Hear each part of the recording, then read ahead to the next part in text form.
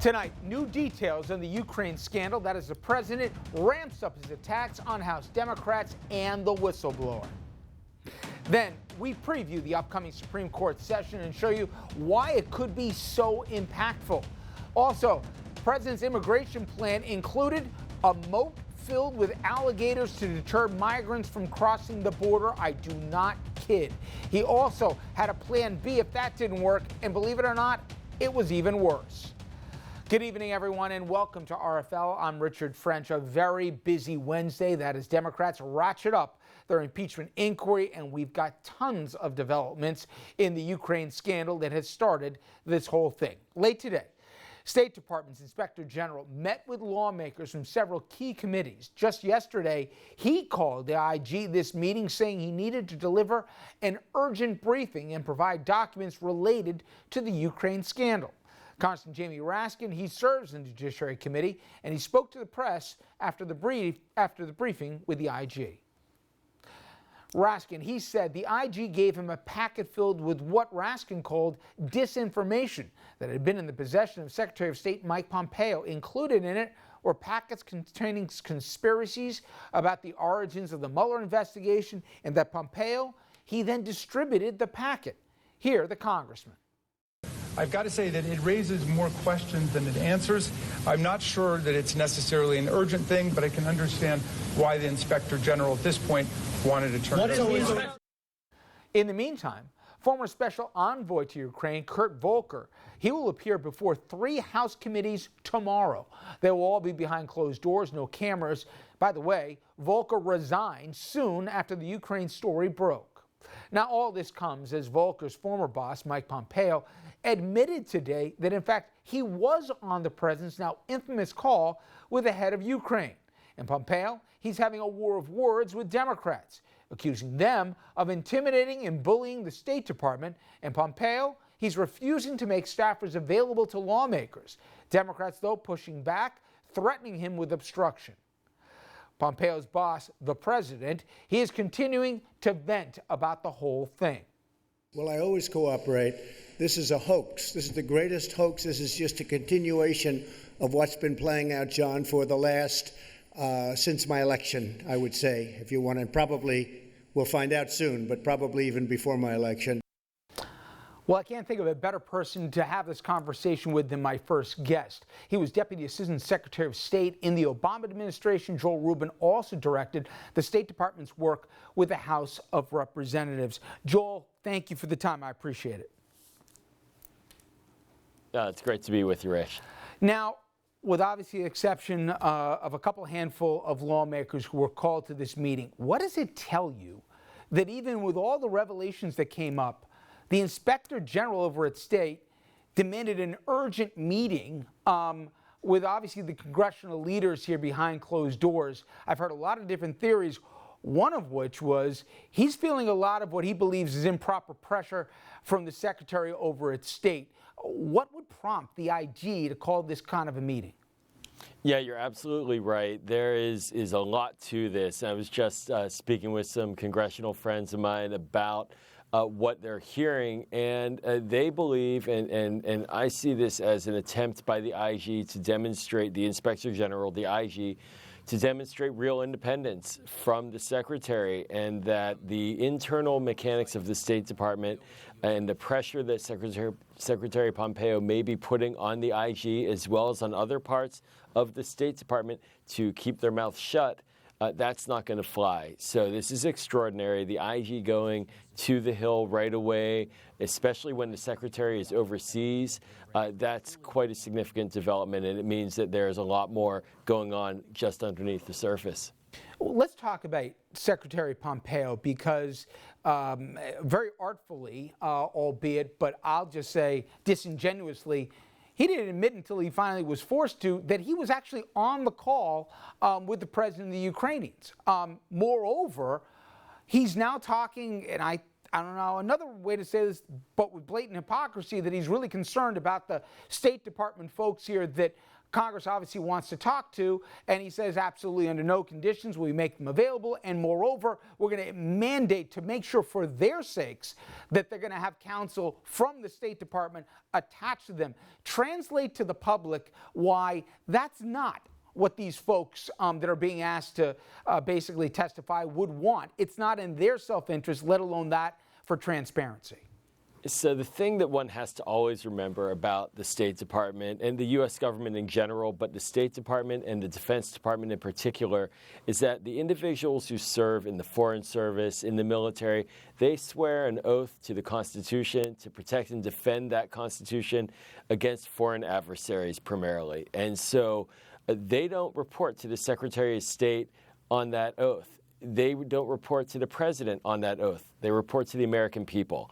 And the danger with what the Secretary is doing by trying to clamp down on their right to speak to Congress, their right and their obligation to speak truth about what's happening, is that he's essentially engaging in a cover-up and going against the training and the ethos of the American civil service and the diplomatic corps.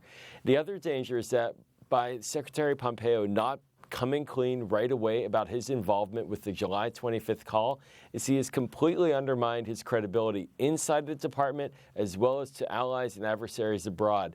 He was outed quickly as not being honest, and that's not something that we can have in our top diplomat. The value of the State Department above any other is the value of the word and the credibility of the speaker, and he really undermined his credibility by not being clean. I strongly encourage, if any of the audience hasn't read the Whistleblowers complaint. It's 7 pages, it's easy reading, it's compelling, as I said. To me, 2 things. One, I want you to speak to the fact that the president is, in fact, calling him a traitor and anyone who gave information that was put out there traitorous. But I want to know if you see him that way. But more than that, translate for me as a guy who knows the inside baseball of this. Yes, he wasn't on the call, but to me that's even more damning. That's telling me that people in the White House were telling this guy, knowing that he'd go public with it, all the ongoing conversations that happened there and potentially in other incriminating phone calls. Talk about the fact that second and third hand, this guy could have this granular level of dirt, in effect, on what the president was trying to do with the Ukrainian president. So to take the first part, the whistleblowers and the concept of the whistleblower, whistleblowers are patriotic, and that doesn't always mean that they're saying something that is accurate. What they do, though, is they blow the whistle based upon their best assessment of a situation. And in this case, this whistleblower took his or her argument in that compelling memo to the Inspector General, again, a key officer, key official, the Inspector General of the intelligence community, who viewed it as credible, real, and dangerous. So this whistleblower is a patriot, again, following the Constitution, their oath of office to support and protect that Constitution and the American people, and they saw something that just didn't look right. And so to identify these people as traitors is actually, the term would be gaslighting. They're not the traitor, they're the patriot. And from an inside perspective as well, in terms of how people on the inside are thinking and talking. You know, I served for about a dozen years overall in the government. I served in the Bush administration. I served in the Obama administration. And people talk. They talk all the time. And not being the first-hand participant doesn't mean that you don't know what's going on. And there's a lot of information and a lot of discontent.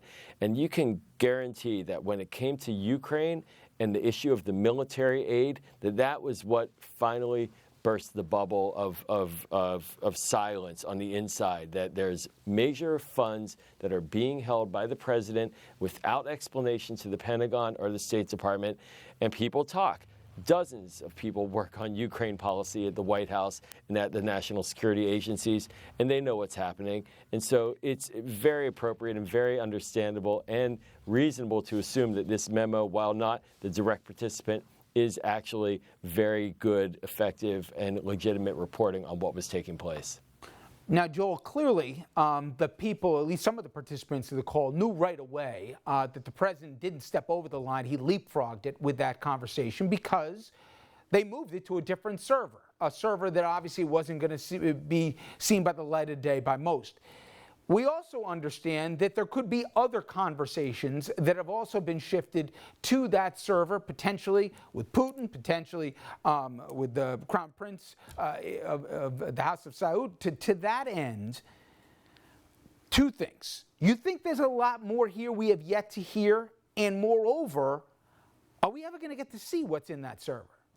Oh yeah. No, I believe this is the tip of the iceberg, and the server, I liken it to a vault. It's like a vault inside the White House that is only designated for what we call code word level information. And so on the security clearance ladder, that's about as high as it gets. The president's conversations with foreign leaders are not always code word. In fact, they're never code word. That's for covert operations. But for some reason, these were stored in the vault. And the reason is because of what we've just seen with Ukraine. It's damaging and dangerous, these phone calls. And yes, you bet there are more. And I'm quite confident that there are many calls with Vladimir Putin that are out there, and that there are people who are aware of them. And I think that the White House, by obfuscating right now and resisting subpoenas, is only inviting more aggressive oversight and subpoenas directly to the White House, and a real clash of the separation of powers, a constitutional crisis, quite frankly. And the only key thing to ask is, what are they hiding? What are they afraid of? And I think they do have a lot to be concerned about right now. Joel Rubin, I really appreciate the time tonight. Thank you so much. Thanks, Rick. All right, everybody, we're going to dig deeper into the impeachment battle. We're going to bring in a constitutional law professor. There are a ton of legal issues involved, as you know. We'll get into those and more.